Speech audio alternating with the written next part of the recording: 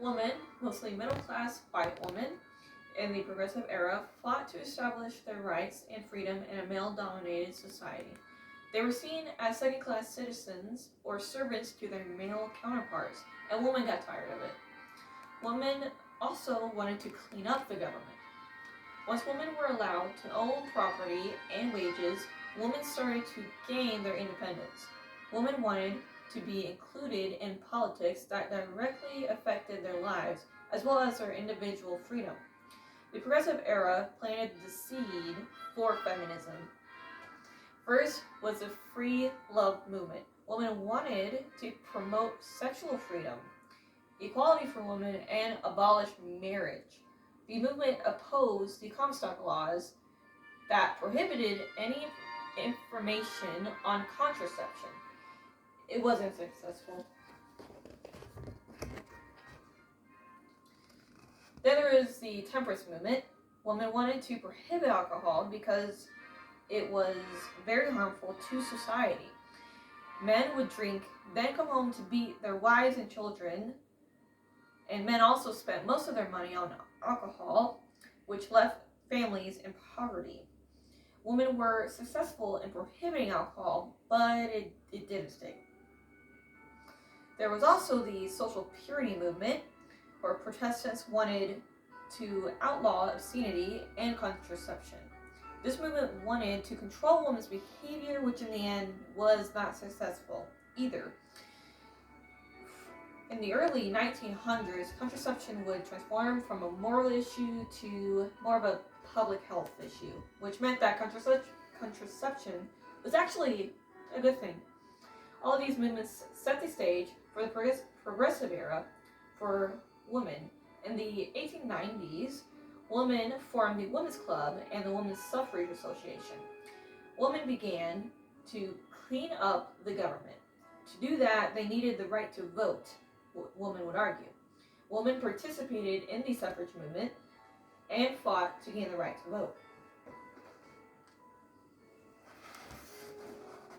They then led silent protest and were beaten by police, even if they were women, then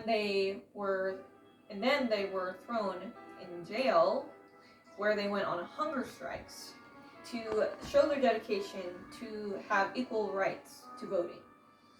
Next came the National Consumer League. It encouraged consumers to buy products that were not made with child labor or sweatshop labor. Women believed that children should not be working.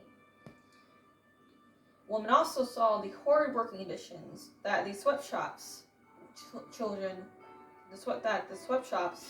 would put children through.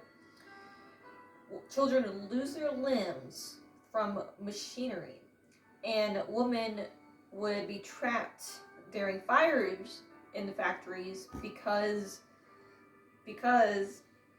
there were no fire exits, and they would burn alive. Women also obtained labor-saving devices. It was to help women do household chores quickly without hard labor. And after that, the settlement house was established, which was implemented in poor neighborhoods, and it provided education, childcare, healthcare, and employment resources. It was a game changer for a lot of people. While addressing rights and working environments, women also addressed women's social issues. Women's wear in the 19th century was very harmful, and it was very restrictive.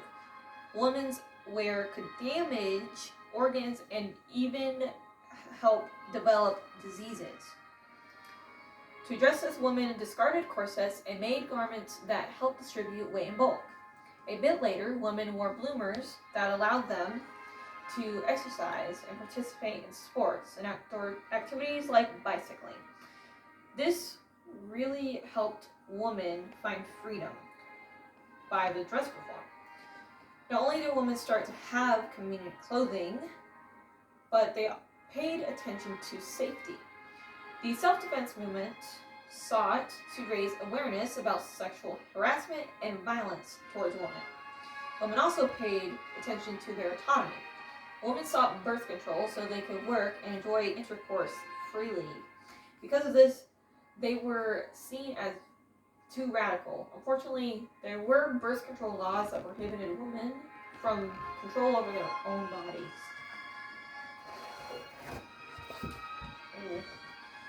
Women became more and more conscious of how society treated them. Women were now accepted to the Ivy League universities after they fought hard for it. These colleges provided high quality liberal arts education. Now they have access to this. They have education, which means it opened up more opportunities in the workforce, which included secretary work or library or a teacher. And from all of these problems, women recognize the term the new woman was formed in the progressive era. The new woman wanted independence and control over their personal, social, and economic lives. They had economic dependence, which allowed them to survive divorce. And some of these women found freedom in lesbian relationships to escape male domination.